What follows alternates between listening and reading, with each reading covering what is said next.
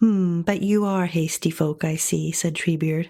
I am honored by your confidence, but you should not be too free all at once. I'll call you Merry and Pippin, if you please. Nice names. For I am not going to tell you my name, not yet at any rate. For one thing, it would take a long while. My name is growing all the time, and I've lived a very long, long time. So my name is like a story. Real names tell you the story of the things they belong to in my language, in the Old Entish, as you might say. It is a lovely language, but it takes a very long time to say anything in it, because we do not say anything in it unless it is worth taking a long time to say and to listen to. Ho-yo-ho, ho-yo-ho, ho-yo-ho. Hello and welcome once again to the Spouter-Inn. I'm Chris. And I'm Suzanne. And today we are looking at J.R.R. Tolkien's The Two Towers. Which is objectively the best of the three. I think there's a strong argument to be made, for sure. Well, actually, it's kind of interesting to think about, right? Because the three books are one book in a sense, but people have different responses to the, I guess, sort of different flavors of the three. Like, it's not just that the beginning, middle, and end.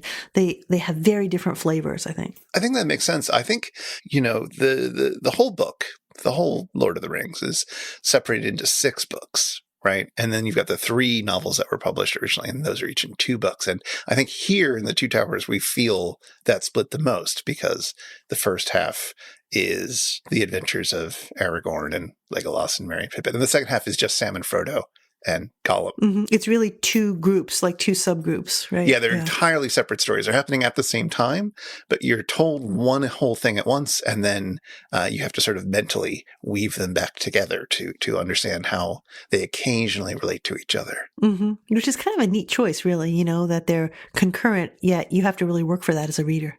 Yeah, and they also each have their own vibe as well. Mm-hmm. Totally. Do you think this book suffers from the notorious problem of being the middle book of a trilogy? I think it benefits bizarrely from it. Like in the first book, in the Fellowship of the Ring, we have a strong sense of the whole group. We've got a sense of them as a kind of unity, and it all falls apart, right? At the end of the Fellowship of the Ring, everything has fallen apart. And in the Two Towers, it's separated into not just 2 groups, but one group that has subgroups to it, and then the second group, which is Frodo and Sam. And the parallelism of it, like the ways in which, like you were saying, as a reader, you kind of knit those back together in anticipation of some time in the future. You anticipate, you hope that they will all come back together, again, in a kind of fellowship, right at the end. I don't know what to call it, the balance of that, the symmetry of that, I think is like it turns upside down the thing that normally makes middle books not that great. I mean, I think notably it doesn't read well on its own. If you haven't read the first and last books already, if you have, it's totally, you can read this on its own. You can read either half of it on its own and just enjoy that section of it, that arc, and like a middle season of a prestige TV show, right? Mm-hmm, mm-hmm. But the structure of the book makes almost no sense if you're reading it cold, if you haven't for some reason read the Fellowship of the Ring. That's fine. Yeah, no, I could see that. The other thing, actually, it's so neat you were asking about this, because the other thing about The Two Towers is that it's got some of the most spectacularly beautiful passages in the whole Lord of the Rings, and they're all landscape passages. And because we're in these like frontier settings, we're in these like, throughout The Two Towers, we're in these like sometimes central, but often like remote fringe kind of odd places. The descriptions are just like infinitely more powerful. Anyway, so I wonder if that has something to do with the special character of this particular part of the trilogy. It might be. I mean, Lord of the Rings has a reputation for being a book with long, overly descriptive walking sequences, and it's this book. This is the book where most of them live. They're and so whether good. you find them tedious or whether you find them delightful and rich, really depends on your taste for landscape. But there is a lot of it, and that might be worth thinking about some as well. Well, let's take a moment and review some of the context for the writing of this book, and maybe in particular focus on Tolkien's interest in languages and invented languages in particular. Yeah, I'll say just a little bit about his biography, not too much. We talked a little bit greater length about his background when we did the Fellowship of the Ring. So John Ronald Reuel Tolkien was born in 1892 in what's now South Africa, died in 1973, age 81. And he spent most of his life as a professor of historical languages, in particular historic English language. So was the Rawlinson and Bosworth professor at Oxford University for a long time, where he shaped the field of Old English studies, what used to be called Anglo-Saxon studies, and a kind of consistency with the racial politics of the day. He did a translation of Beowulf that was published after his death and wrote articles that were hugely influential about Old English language and culture. So there's that one side of him. But this other side of him, with regard to language, is this immensely creative, almost compulsively creative capacity that he showed early in life. He was interested in inventive languages from a very early age, and he had some cousins who were also inclined that way, and they shared an invented language called Animalic. And he also invented another language called Nevbosh, as well as others. And he learned a lot of different languages, and that level of learning is very much on display in the creative exuberance of language in The Lord of the Rings. Yeah, it's interesting that his cousins were already interested in the concept of inventing languages because it had become something of a hip thing. Yeah, that was like a real fad for a while, right? Yeah. So Esperanto, which is perhaps the most famous invented language, was created in 1887 by a guy named Ludwig Lazarus Zamenhof and was designed to be a language that could be used internationally, that would be very easy to learn, very regular. You could pick up very quickly and then communicate with people, and it would be a sort of neutral third language. He grew up in Eastern Europe in an area with a lot of conflicting language cultures and wanted to come up with something that, okay, we don't have to speak my native language. We don't speak your native language. We can speak a third language, and that will be somehow fairer, and this will lead to greater peace between peoples. So it was a very utopian project.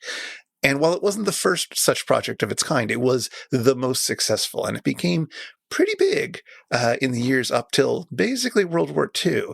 And so there was a lot of activity and discussion around this. And Tolkien has a story about when he was in the trenches in World War I, that one of his fellow soldiers was working on his own conlang, sort of sotto voce, under his breath, and like very privately. It was clearly a very private and very aesthetic experience because although Esperanto was designed to be this sort of practical language that people could speak, the idea of an invented language as being something aesthetically rich, to being something, intensely creative and personal, or, a shared aesthetic experience, was also becoming important. And I think a lot of Tolkien's experiments were centered around this idea. He even said once that, writing Lord of the Rings was, quote, fundamentally linguistic in inspiration, and was, for him at least, quote, largely an essay in linguistic aesthetic. Yeah. Well, you can really see this, right? Because his work on these invented languages that would ultimately become the Elvish languages that appear in the world of the Lord of the Rings, he starts doing that very early on, like in his early 20s, right? Oh, yeah. And so when he finally writes The Lord of the Rings, like in the years before, the first two before World War II and the last volume right after, it's almost like he's writing the books, I don't want to say belatedly, but like, it's not like he invents this world and then he makes up languages for it. He makes up the languages and then he's like, oh, I need to write a world for this. I need to tell the story of the world in which these languages function. And that's that's one of the reasons why the world building, I think, is so incredibly powerful, because it has the linguistic apparatus of a world in a way that's freestanding, like it's already there before the world's ever narrated. And it also means that Tolkien is very sensitive to very subtle distinctions in language and in how language history replicates the history of peoples and communities and cultures. And so we're going to see that come up again and again, especially in this book. Yeah, totally. Let's go over the plot just in case. Well, I will say, if you haven't read the books, this plot summary is going to be completely useless for you. It's just, there's a lot of details at this point. It is in the middle of a trilogy, but probably most of you have either read it or seen the movies. So. And it is a little different from the movies, especially on the Rohan side. So it's worth pointing that out. So here's the basic idea of what happens in these books. So at the end of the Fellowship of the Ring, the Fellowship has been broken apart. Gandalf was lost in battle with the Balrog. Boromir, the human, was killed by orcs who captured and absconded with two of the hobbits, Merry and Pippin. The other two hobbits, Sam and Frodo, set off on their own to try to get the ring to Mount Doom and destroy it. And so we begin the Two Towers with Aragorn, Legolas, and Gimli trying to track Merry and Pippin and encountering the Rohirrim, which are a nation of men known for their love of horses. Gandalf returns He didn't die after all, but that's a long story. And he, Aragorn, Legolas, and Gimli convince the Rohirrim to fight alongside them as they attack Saruman's troops to the west. Merry and Pippin manage to escape the orcs and enter the mysterious forest of Fangorn, where they meet Treebeard, an ent, which is to say a sort of tree person. Treebeard and the rest of the ents, along with Merry and Pippin, attack Saruman on another front. And after the successful battle, the two groups reunite and then begin to head west to the human city of Minas Tirith to prepare for the final battle against Sauron in the next book. Meanwhile, Frodo and Sam walk the desolate and deathly landscapes trying to enter Mordor. They're joined by Sméagol, also known as Gollum, who claims he can guide them in. Now, they're unsure of how much they can trust him, but they have no better options, so they follow him. And after some adventures, including an encounter with Faramir, brother of Boromir, if you don't know these books, this means nothing to you, Sméagol leads Sam and Frodo up a long and steep set of stairs on a mountainside in which there are caves that they might be able to pass through. But this is a trap. The ancient monstrous spider Shelob lives in these caves, and Sméagol has arranged to bring the hobbits to her as food. Shelob takes down Frodo, Sam takes down Shelob, Sam takes the ring from Frodo and attempts to finish the quest on his own, but soon hears orcs coming to take Frodo's body away, and then learns that Frodo is not actually dead. Cliffhanger. Yeah. The movie ends in a very different spot as well, which I found very frustrating. I only just watched the movie a little while ago, like the movie a year is or two objectively ago. the worst one of the three. Probably. But I don't know. That last one goes on for a while if you're watching the director's cut. Like you were saying before, like that there's always classically this problem for the middle book of a trilogy. And the movie really suffers from it. But the book doesn't. I think the book doesn't precisely because of the language, right? Precisely because of the incredible world building, which you can't really carry over in a film in quite the same way, right? I think that's part of the reason for that big disjunction. Yeah, I think the book is also just more confident, in a sense that it can do this kind of structural storytelling and trust the reader to come along to the end in a way that a big budget movie maybe can't. I don't know. I don't want to talk about the movies, though. I'm more interested in the book. One of the things I was reflecting on getting ready for today was the ways in which language works in the Two Towers as opposed to across the whole span of the Lord of the Rings. Like what's particular about it to the Two Towers? And I wonder what you think about this. I feel like it's a book in which we really get the spectrum of possibility within language in a really extraordinary way. Like we keep getting a range of registers and linguistic possibilities with the different kinds of peoples we've encountered. So like different kinds of men. Among the hobbits, they have different modes of speech that are almost like kind of class inflected, and for some of the characters change over time. But we also get a species that we haven't encountered before, the ents, which you already mentioned, and that's super interesting in terms of their language. And even though we've encountered orcs before, it's here that we get Orkish language, and then a whole bunch of other examples. So like the spectrum of language possibility is really on display in this book. I absolutely agree. And I think that's one of the things that draws me to this. We certainly get plenty of interesting encounters with language in the first book, with the various Elvish poems and scripts that come up. But I feel like it really starts to play more subtly here, especially with our early introduction to the ents. Yeah, they're awesome. How do you feel about the ents? I love them. I mean, it's the best part of the entire series for me. It's the chapter with the ents and their language. And I think Treebeard was done real dirty in the movie. But anyway. It was unsatisfactory. Yeah. Well, it's extraordinary because language is clearly, when we see the ents, not just, yet another variety of language, but so fundamental to who they are and how they are and their way of being in the world. He comes out and says, real names tell you the story of the things they belong to in my language, right? So Entish language has this kind of, I don't know what to call it, folded up capacity. It's like, what do you call it? When you have like folded up paper, like an accordion or something, and then you unfold it. It's got this like expansive quality to it.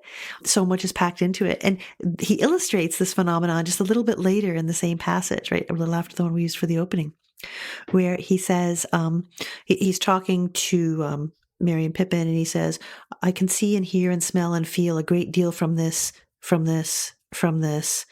Alala lala rumba kamanda lindo brurame. Excuse me, that is a part of my name for it. I do not know what the word is in the outside languages. This thing we're on where I stand and look out on fine mornings and think about the sun and the grass beyond the wood and the horses and the clouds and the unfolding of the world. What is going on? What is Gandalf up to? And these Bararum, these orcs, he goes on. And then the conversation goes on, and he says finally, oh, the sun's going in. Let us leave this. Did you say what you call it? Hill, suggested Pippin. Shelf? Step? Suggested Merry. Treebeard repeated the words thoughtfully. Hill. Yes, that was it. But it is a hasty word for a thing that has stood here ever since this part of the world was shaped. Never mind. Let us leave it and go.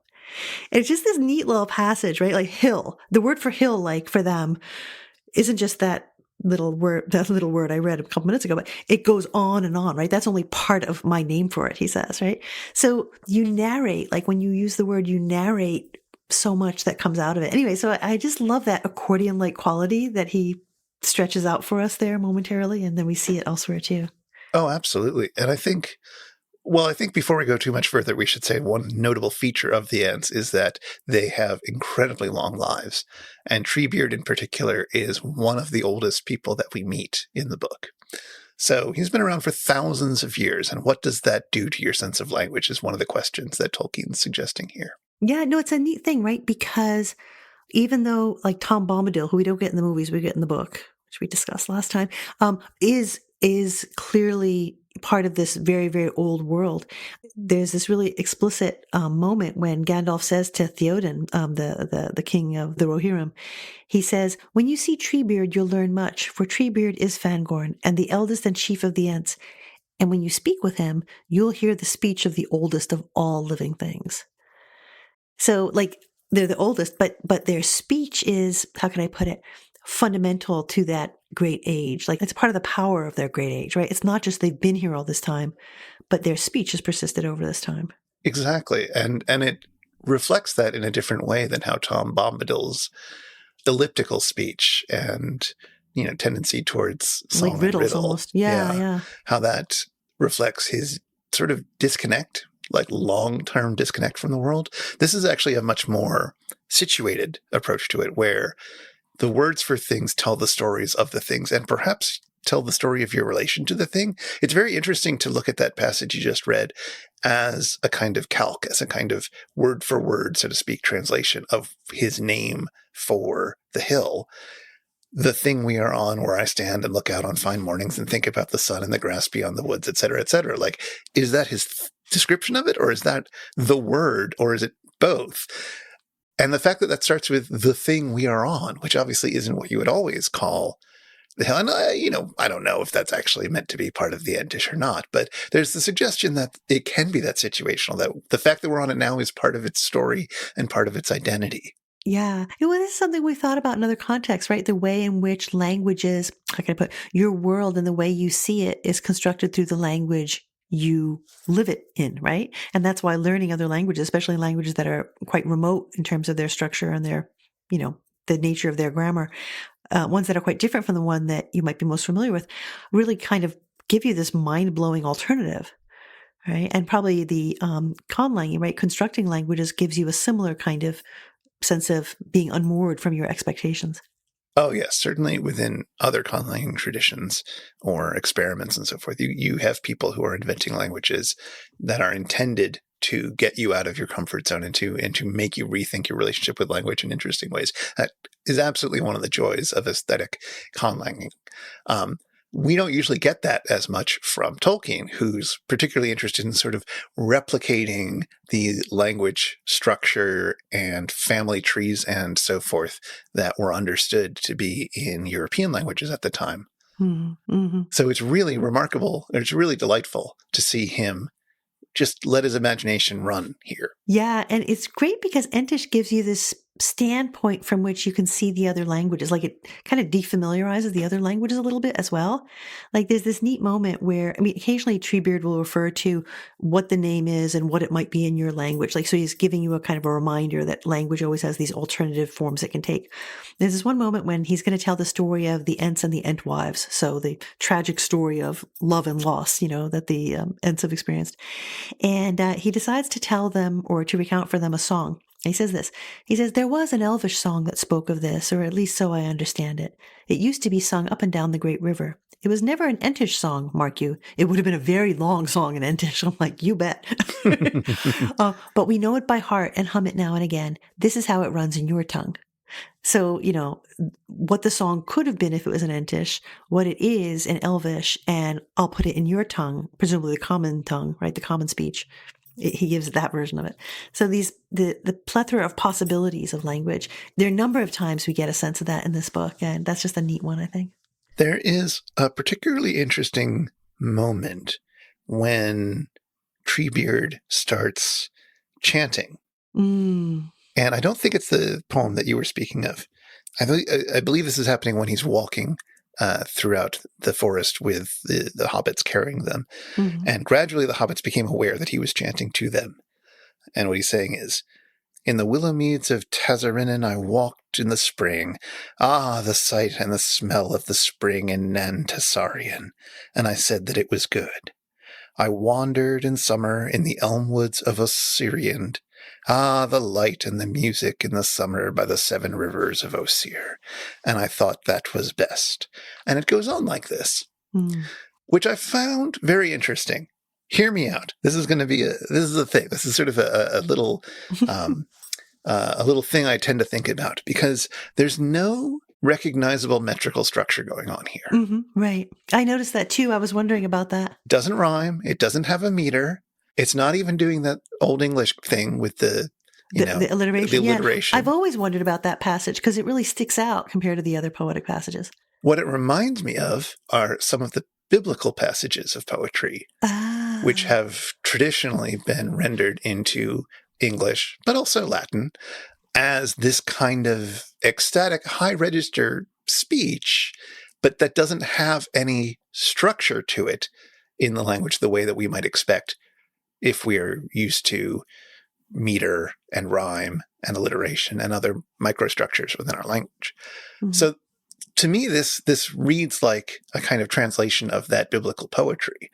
But I've always been fascinated. This is a thing that I was really fascinated with when I was, doing my work in medieval studies and never came to a satisfactory answer about, which is just how are these read by medieval people? How do people who are encountering these as completely different from their poetic traditions recognize them as poetry? I mean, they're told they're poetry. Mm. It's indicated as poetry on the page here. The biblical passages are referred to in the Bible as poems, but they don't look or sound or smell like poems. Do they get set to music? Sometimes I'm thinking of things like the Psalms or the Song of Songs and things like that. Well, exactly. I guess that's sort of the type of thing I'm talking about. Like, how do you know that that's set to music? It's not set to a regular melody. How do you know that how is that poetry? Did people try to create poetry that looked like that? I feel like we don't really see that until Whitman, or occasionally dabbling in it like Christopher Smart does. But it doesn't become a mode of poetry, a recognizable form of poetry until Whitman, I feel like. That's really neat.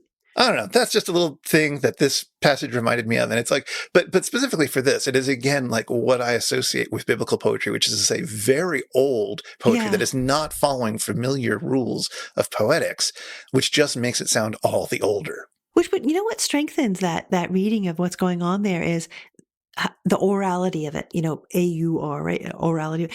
So Treebeard is silent, striding along, yet making hardly a sound with his great feet. Then he began to hum again, and then he passes into a chant, and they become aware, like you said, that he's chanting to them. And then there's that passage. And then it says, he ended and strode on silently, and in all the wood, as far as ear could reach, there was not a sound. So it really amplifies, right, what's going on there with those words. Right? So it's not part of a literate written tradition, right? In the way that, even though the elves perform their compositions to music, they perform them orally, you get a sense of a highly literate culture. Like we're going to hear about manuscripts piled up down in Gondor and things like that, right? But this is not part of that world, right? This is an oral culture, right?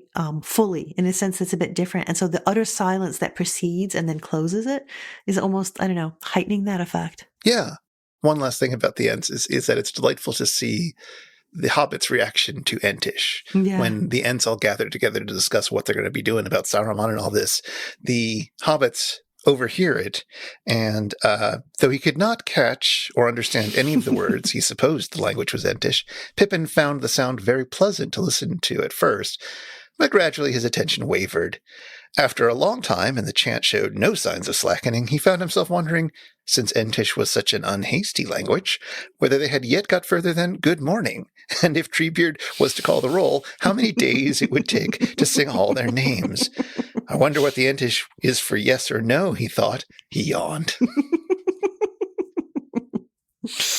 And it turns out that indeed all they've really done is introduce them, figure out that they're not orcs, and talk about adding a line regarding them in their great song. In fact, so no, it's great. It's the highlight of that book, I have to say. It's a fantastic passage. Yes.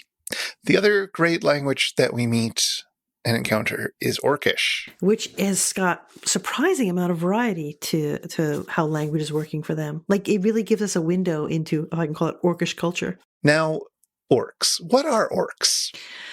Well, we hear a bit about them already in the first book, where we learn that they've been created as a kind of a perversion of elves, right? They're kind of a counter creation almost, and one that's sort of shrouded in the mists of time.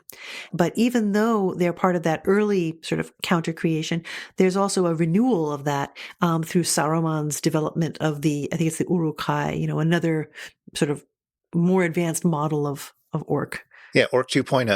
Orc 2.0, exactly. They can now go out in the sun. They're much more powerful. Exactly. And so there's a sense that they're like very primeval. I guess what strikes me is that they're very primeval. Like, they come from this early counter creation, right? This is a counterpart to the elves. And also they're new. Like, they're both ancient and novel. And at one point, Treebeard comments on how ents were present from the beginning, and trolls were created as a kind of parody or counter creation of the ents in the same way as the orcs were of the elves. So you get the sense of, like, I don't know, doubled creations almost. Yeah, and they are like the big threat. They are the armies of Sauron and now Saruman. And that is how most of the other people in the book, the ones that we're getting most of the perspective from, the hobbits and the men and so forth, that's how they think of them, as just the masses of enemy. Yeah, faceless masses, right? Yeah. But we actually get a few moments of a bit more intimacy with the orcs. First, when Merry and Pippin are kidnapped, and we get to spend a few days overhearing some conversations that happen there. And then at the very end of the book, when Frodo has been kidnapped and Sam is following, and he overhears some conversations and learns quite a bit about the various factions and distinctions between some of the orcs that are working for Sauron. Yeah, and even though we get it in both places, like at this early time in the book when Merry and Pippin are being held captive, and then again at the end when Frodo and Sam are, over in Cirith Ungol, when they're about to be devoured by Shelob. It's particularly in these early passages that we get the sense of the heterogeneity of the orcs, like the different possibilities. So we hear Orkish language. We hear the different descriptions of orc speech. We hear that there's members of 2 or 3 different tribes present that cannot understand one another's orc speech, is why they're talking in the common tongue, which Merry and Pippin can understand. And there's many voices. We repeatedly hear how many different voices there are. And that variety comes out when we hear about, like, this voice has a kind of a deep growl. This other voice is, more sort of quiet and evil. There's just this incredible range of possibility. We also get some samples of the orc language, or some more samples of it. I think there's a few in the first, but I think we get more of them in this book. Oh, yeah. I could be wrong, but I don't think we actually get the Orkish language in the first book, other than just like with the ring, we hear about the tongue of Mordor, the one ring to rule them all line. Yeah, the inscription we get. It's written in Elvish characters, but in the language of Mordor, right? Exactly. But here, like, hearing people just talking in the language of Mordor, right? That's something else. Right? Yeah. And, Tolkien made some aesthetic choices in what Orkish was going to sound like, and how this would encourage his readers to understand it as a kind of evil language. Oh, yeah. So here, he stooped over Pippin, bringing his yellow fangs close to his face. He had a black knife with a long, jagged blade in his hand. "Lie quiet, or I'll tickle you with this," he hissed. "Don't draw attention to yourself, or I may forget my orders. Curse the Isengarders. Ugluk ubagrunk shabushtug Sauron glob bubhoshchai." So there's like common speech, and then we get orc speech, as it gets called over and over again. Orc speech sounded at all times full of hate and anger. But at the same time, there's a quarrel that's taking off. And the speech is partly intelligible and partly this foreign language, this unintelligible language. Yeah, even before that, one of the orcs says to Pippin, "Rest while you can, little fool," in the common speech, which he made sound almost as hideous as his own language. Now, I mean, it's perfectly fine language. It's kind of fun. I don't know. It's just got a lot of consonants rather than vowels. Come on. Yeah. Well, there's you were saying earlier that Tolkien, has this imaginative world that he creates, like an imaginative world of language, but it's clear he's calling out to other languages. Like he expects us to associate these languages to greater or lesser extents to languages that we're familiar with. Sometimes it's super obvious. Like when we get to the Rohirrim, I mean, they're basically talking in Old English. I mean, that is basically what they're talking. So right. There's a lot to say about that choice. But in other examples too, some languages are more musical, some less.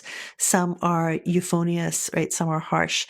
And it's not only Orkish speech that has a lot of consonants and is a little bit harsh in sound, right? Well, again, harsh is dependent upon what your aesthetics, what you're used to, what you're accustomed to. I think there can be something very melodic and rhythmic and lovely about heavily consonantal languages. It's just quite different than the sort of vowel breathiness of the Elvish languages. Yeah, this has got a lot of U's in it. It's got a lot of U's. It's got a lot of consonant clusters. Pushdug, Saraman, Glob, Hosh, Sky. I mean, it's, it's got a lot of things that are very difficult for English speakers to get their mouths around because their mouths are untrained in these things. Does that mean that they're ugly? Well, it means it's potentially ugly to a very specific set of people. Yeah. No, but it's neat to think about how you could make a taxonomy of the languages. Like we also hear about Dwarvish, right? Which gets described as the strange dwarf tongue that Gimli sometimes speaks. And we very rarely get some little bits and pieces of it. Like when he's got a battle cry, he'll go Hazad, Hazad, Hazade Manu. And he'll use place names like Khaled Zaram, and that's Moria, right? The pool outside of Moria. And it's interesting to notice how, even though you've got these consonantal clusters for Dwarvish in the same way that you do for Orkish, you don't have the same distribution of vowels. And I'm thinking back here, the examples of Dwarvish we got back in the descriptions of Moria, in the Mines of Moria, back in the first book. And so, you know what I mean? So on the one hand, we see them as similar in the sense there's a lot of clusters of consonants, but the vowel distribution is quite different. So the musicality of the language is different.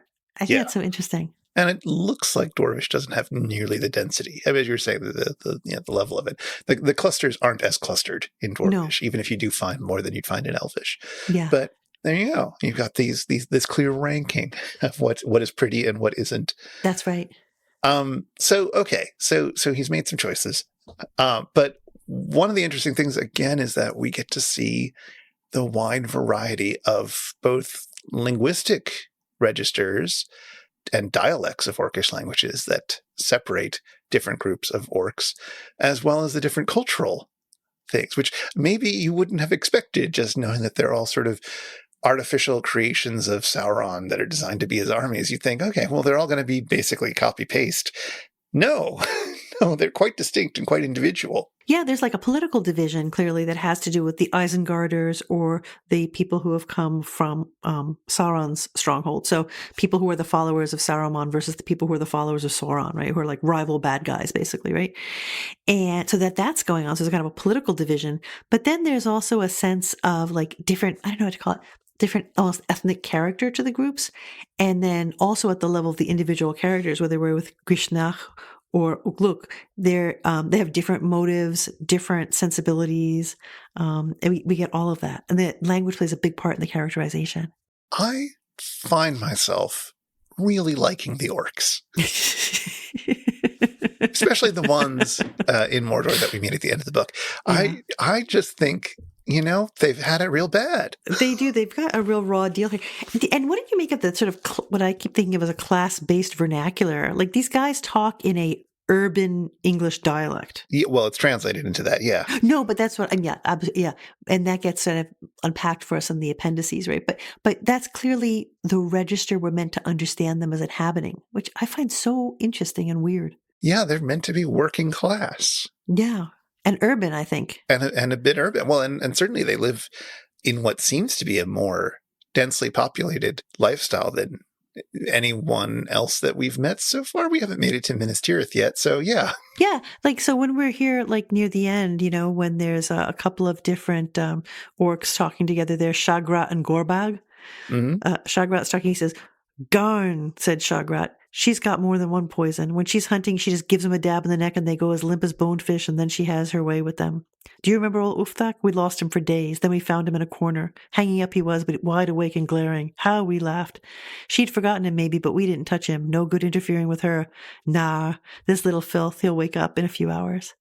So there's like these little verbal cues, right? It's like Sam and his taters, like we talked about potatoes, right? You get these little anglicisms that locate people in rural urban terms and in terms of class. Yeah. So we get that. We also get distinct personalities, right? These are not interchangeable orcs. No. Mm-hmm. Gorbag is the one who's figuring things out, even though this isn't really his beat, if I remember correctly. Shagrat's supposed to be the one taking care of the areas around Shelob, but Gorbag is sort of flown in as I don't know, a cop from another district or something, or FBI coming, however you want to put that. And he's just noticing, oh, no, Shelob got, look at what happened. Like Shelob got stabbed. There's another Hobbit out there. I don't know if he knows the word Hobbit, but there's another one out there. And this is exactly what happened. He's able to reconstruct it. Like he's got the observational skills. And Shagrat is he's not convinced by this, but he's also sort of not even interested in figuring out the answer. He just wants to finish. He just wants to clock out, Mm-hmm, mm-hmm, mm-hmm. And Gorbag's the one who also says, "Don't count on it. I'm not easy in my mind. As I said, the big bosses, his voice sank almost to a whisper, even the biggest, can make mistakes. Something nearly slipped, you say. I say something has slipped, and we've got to look out. Always the poor Uruks to put slips right, and small thanks, but don't forget, the enemies don't love us any more than they love him. And if they get topsides on him, we're done too." It's a great passage. It's such a good passage, and it just shows the terrible situation that the orcs are in, whereas they were created by someone who doesn't care at all about them, who just wants to use him and will let them die, and sort of takes a delight in sending some of them off to Shelob as food. Yeah, cannon fodder and food for this ancient spider woman who lives in the caves. And yet also all of their enemies, all of quote unquote the good guys, all the hobbits and men and elves and so forth, also hate them and will have no problem killing them. Yeah. Nobody likes the orcs. They have to look out for themselves, right? Exactly. Yeah. And so they find these small ways of asserting their individuality and I don't know, showing that they are distinct people, but but to what? But to who gets to appreciate it?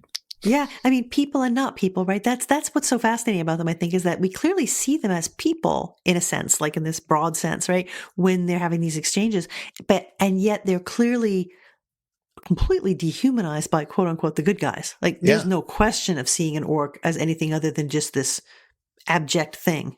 And the books are nominally being told from the point of view of the good guys. Yeah. So you have these strange moments where Sam is observing these subtle distinctions and making mental note of them to write down later in what theoretically is going to become the book that we're reading. Mm-hmm. And yet he's still dehumanizing them. He can't accept, like his sense of what an orc is means that the orc is an invisible man to him in a sense. Like there's no way of seeing what the orc actually is because his prejudices about the orc are overriding it. Yeah. And it's just fascinating that something like that seems to be happening within the novel, despite the fact that Tolkien also seems to have made the orcs through a series of also racist decisions, if you see what I mean. Yeah, well, structural racism. I mean, there is structural, this is a world with structural racism, right? This is a world with structural racism, as is our world. And, this is created from a position of structural racism. And yet he also manages to include a few glimpses that suggest that we maybe shouldn't take it at face value, which I find fascinating. Yeah, totally. And one of the things I'm struck by too, we were talking about these kind of class markers of language that show up in the orcs language. The other place that shows up is amongst the hobbits. These registers, like these class registers. And so Sam is the one we see it in most obviously. So for example, when he wants to, he gets Sméagol to go get him a rabbit so he can make something to eat, right? And so he says, when the water boils, he says, I'd make him, Sméagol, look for turnips and carrots and taters too if it was the time of year. I'll bet there's all sorts of good things running wild in this country. I'd give a lot for half a dozen taters. And Gollum's like, absolutely not. Sméagol won't grow up for roots and carrots and taters. What's taters? Precious, what's taters? And Sam says, potatoes, the gaffer's delight. And so this is just a nice example of Sam's speech.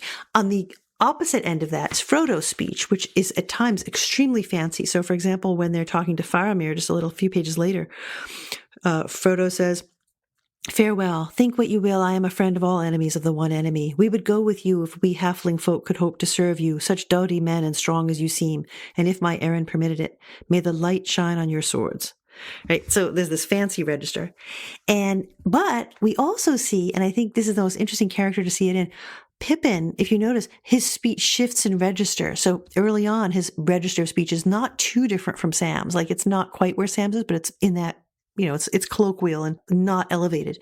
But by the time we get to the end, and he spent some time in Gondor and he's been hanging out with Denethor and stuff, by that time, his language has become more elevated. So like it's not the same as for the orcs, but it's the only other community of people in the books that have these registers, these class registers in their speech. Isn't that weird? I find that really interesting. It is really interesting. And of course, part of that is that Pippin and some of the other hobbits are very young for hobbits, right? So they're still sort of... He's the youngest one, I think. Yeah. And they're just, they're just barely becoming men, so to speak. Yeah. Or adults, let's say. Mm-hmm. Of course, the other hobbit that we have here who has very interesting linguistic properties is Gollum, is Sméagol, who we actually get to spend a decent amount of time with in this book, and who's also kind of fascinating and misunderstood. What do you make of his speech? There's a lot to say about it. Like people often focus on the Gollum Sméagol binary, like, I, us kind of thing. There's a beautiful example of that at one point when he's talking to Frodo and Frodo's trying to interrogate him about Mordor. And he doesn't want to talk about it. He's really grossed out by it. Nice hobbits mustn't go. Don't go there. And Frodo says, "You've been there and you're being drawn back there, aren't you?" "Yes, yes, no," shrieked Gollum. "Once by accident it was, wasn't it, precious? Yes, by accident, but we won't go back. No, no." Then suddenly his voice and language changed and he sobbed in his throat and spoke, but not to them. "Leave me alone, Gollum. You hurt me. Oh, my poor hands, Gollum. I don't want to come back. I can't find it. I'm tired. We can't find it. Gollum, Gollum, no, nowhere. I can't find it." It's such a neat passage, right? Because it's giving you that sort of, the sense of his sense of self, such as it is, right? How that's constituted. So that passage really gives you a sense of that. But there's also all these like qualities in his speech that show that he's not like the hobbits, but he's on a level with them in some way, and they have a capacity for mutual understanding that is very different from the other characters in these books. Yes. Well, after all, Sméagol was a hobbit until he was sort of savaged by the ring. Sort of. I think when I think it's Gandalf gives the account of them, right? He says that they're like akin to the hobbits, like, so not quite actually hobbits. Sure. And the movie makes it a little bit more like they're hobbits, but it's part of that very rich genealogical tree kind of living of beings, right? I don't want to say humanity because it's super wide range of humanity, I guess. But in the books, he's kind of careful that they're akin to the hobbits, so they're like part of the family line somehow. Right. Of course. Why not make the tree more complicated? Well, no, but I'm just saying that's one of the like really nuanced. It's a really interesting nuance, I think, right? It's not that they are hobbits, but they're close enough. Like I guess what I mean is that you've all these distinct species, and yet there's proximity, and proximity is super important in these books, right? So the proximity of the Rohirrim to the men of Gondor, right? They're really different in some very fundamental ways, and yet there's proximity. Right. That seems to be a thing that like he thinks about this a lot in these books. Well, so one of the things that's interesting is, of course, that Gollum isn't his name, but it's what he's called. No, usually, Sam and Frodo refer to him as Gollum, and he doesn't seem to mind. Gollum is just the noise he makes very habitually. And I don't know, when I was reading it this time, I was really aware of the fact that they were not using his actual name. Yeah, Frodo does it for some periods of time. Yes. And he's clearly with a purpose. Like he's got a goal in mind in doing that. Exactly. And Frodo also notices at one point, he says, Frodo felt a strange certainty that in this matter, Gollum was, for once, not so far from the truth as might be suspected, that he had somehow found a way out of Mordor. And at least believed that it was by his own cunning. For one thing, he noted that Gollum used I, and that seemed usually to be a sign on its rare appearances that some remnants of old truth and sincerity were, for a moment, on top. It's interesting that Frodo gets to recognize this linguistic feature of his personality, or can read into the linguistics, into the grammar of what Sméagol says, and pull out, oh, when he's using I, he's more in touch with himself, his old self, rather than whatever this malevolent force that he's carrying within him is. Yeah, no, it's a particularly powerful part of the narrative, and then that's something that'll get unpacked more in the final book, in The Return of the King. One of the things that I'm really struck by when I think about the proximity of these different sort of ethnic groups one to the other is the way in which language tells us something about proximity. And so we've talked about this a little bit already in connection with registers of speech and talking about the way in which that works for the hobbits and how that works for the orcs and comparing that a little bit. Another moment that we get that really tells us something about proximity, but now in the world of men, happens when Sam and Frodo are in Ithilien and they're hiding, trying to sneak their way toward Mordor, and they run across men of Gondor. And so they're described while Frodo and Sam are watching them. Green gauntlets covered their hands, and their faces were hooded and masked with green, except for their eyes, which were very keen and bright. At once Frodo thought of Boromir, for these men were like him in stature and bearing, and in their manner of speech, right? So we make that kind of connection, right? Then just a couple pages later, there's this neat thing that happens. They take off their masks, and Frodo can see that, they're goodly men, pale skin, dark of hair, with gray eyes and faces sad and proud. They spoke together in soft voices, at first using the common speech, but after the manner of older days, and then changing to another language of their own.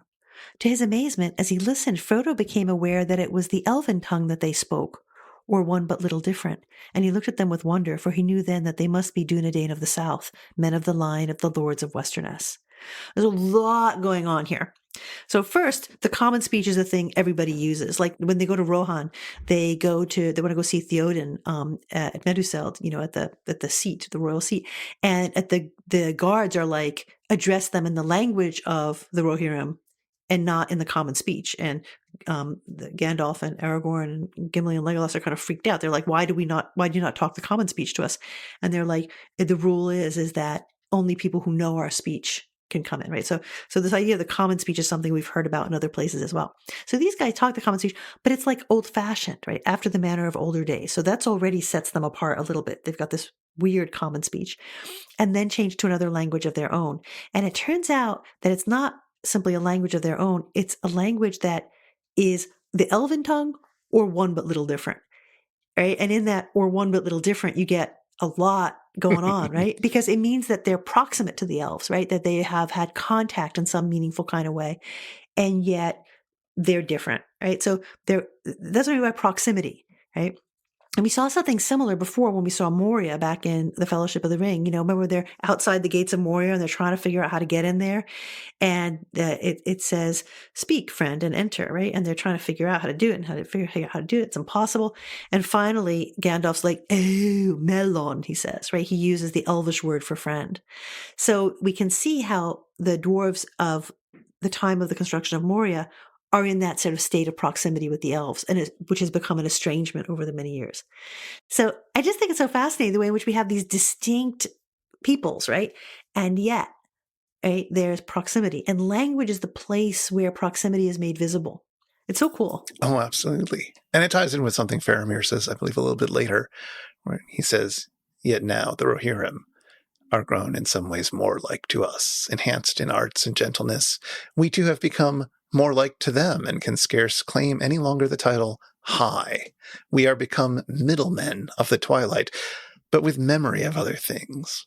And you have this sense of, the fall of these once high men, these close to elf men, who are now becoming more middleish, even as the lower men, the Rohirrim, have elevated themselves up into something more like a middle men as well, I suppose. Yeah, they're more proximate to one another. Exactly. From both sides, right? And that's what I find really fascinating. Like, it's not just simply the story of like the degeneration of that race of men, right? It's that peoples change over time. Like you have these taxonomies, but they're always in flux, right? They're always moving. And that's a language thing, right? That they're tracking. And they're also charged with a class structure, with being higher or lower, which is unfortunate.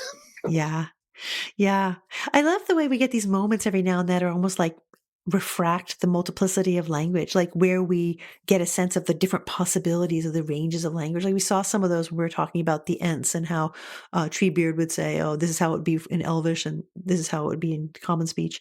And we get a beautiful example of that, not in the realm of orality, which is what we had with Treebeard, but in the realm of the written, when late in the book, Faramir is talking to Frodo about back home in Minas Tirith, what kind of knowledge they have of the past and the role of language in that knowledge. So he says, we in the house of Denethor know much ancient lore by long tradition. So that's the oral part, right? And there are moreover in our treasuries many things preserved, books and tablets writ on withered parchments, yea, and on stone, and on leaves of silver and of gold, in divers characters. Some none can now read, and for the rest few ever unlock them. I can read a little in them, for I have had teaching. It was these records that brought the Great Pilgrim to us. I first saw him when I was a child. The Great Pilgrim, said Frodo. Had he a name? Mithrandir, we called him in elf fashion, said Faramir, and he was content. Many are my names in many countries, he said. Mithrandir among the elves, Tarkun to the dwarves, Olórin I was in my youth in the west that is forgotten, in the south Incanus, in the north Gandalf, to the east I go not. And then they talk about Gandalf. But it's a neat moment because there's the oral knowledge, like oral lore, and written knowledge. And this written knowledge is like ephemeral, it's barely graspable. But if you've had training in languages and in scripts, you can tease out a little bit of it. And the many names of Gandalf fits just so beautifully. It's like a pearl in a setting in that world. Because he's known under all these different names. Like he is what he is, but he is known in all of these different names, among the elves, among the dwarves, in the west, in the south, in the north. It's a very cool moment. And it also contextualizes another moment, which seems a bit strange at first when Gandalf reappears, when he shows himself to Legolas and Gimli and Aragorn, and does not seem to know his own name. Yeah. Until they call him out as Gandalf, and he says, oh, yeah, that name, that'll do. Oh, yeah, I was Gandalf, yeah. And it makes perfect sense if he, in fact, doesn't have a settled name, if he goes by different names amongst different people. Well, it's a nominalist view of language, right? Because the name isn't attached to the thing in any kind of fundamental way. It's that the name is attached to the thing depending on who's doing the naming, right? Exactly. It's very cool. Gives Gandalf his power. Mm-hmm. Well, it's time to leave Sam and Frodo be. Alas. I'm sure everything's going to work out just fine for those kids. Yeah, that spider, though, I'm a little worried about her. I think they escaped the spider already. But yes, as we move on to another book that is about contact with another language and thinking about how languages, both real and invented, operate in the world, which is Suzette Haydn Elgin's Native Tongue, an interesting work of feminist science fiction from the 80s, which I think should be read by more people. I'm really looking forward to it. I hope you like it. I read it and I thought there's a lot to think about, and I'm very glad to have read it and very much looking forward to rereading it and talking about it with you. So we will get to that soon enough. But in the meanwhile, everybody, if you'd like to get in touch with us, you could email us at spouter@megaphonic.fm, or we're on Twitter @thespouter. We'd love to hear from you. Show notes with links for anything we've mentioned in this episode will be at megaphonic.fm/spouter/60. And the Spouter-Inn is one of the fancy little podcasts over at Megaphonic FM. So until next time. See you again at the Spouter-Inn.